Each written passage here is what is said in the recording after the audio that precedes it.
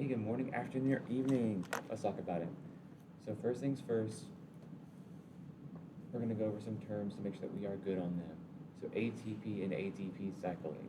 This is once again where our ATP and ATP, this is just the cycle that we use to distribute energy in the cell.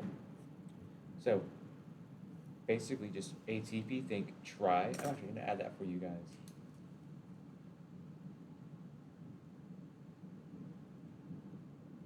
Once again, adenosine triphosphate, so there's 3 phosphates. When one of them is broken or one of the bonds is broken, words are hard today. When one of the bonds is broken, that's going to release chemical energy, and that's how we make things just work. Let's go ahead and hit die right here.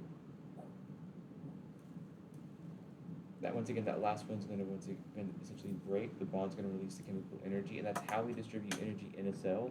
To go back to adenosine triphosphate, we have to go through a cycle of either respiration, like aerobically or anaerobically, in order to get that back to where it used to be. If you actually look back from our last unit at our active transport, that's what's being used for sodium potassium ion pump, isn't it? So once again, this ADP will go somewhere, get, I believe it's called hydrolyzation, and then boom, we're back to normal. So aerobic and anaerobic respiration. This is us just breaking these down a little bit more. So aerobic, think aero, air. It's using oxygen. This is, once again, cellular respiration is a great example of this. Aerobic respiration is going to be without oxygen. Think N-A, it means not. Those two are pretty common and just simple. The biggest thing here is that anaerobic respiration is going to be like fermentation.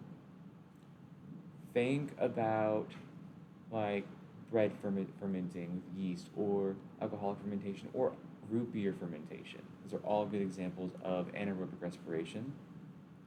Last thing that we should be aware of is the citric acid cycle. This is just the chemical reactions for cellular respiration that occur in the mitochondria.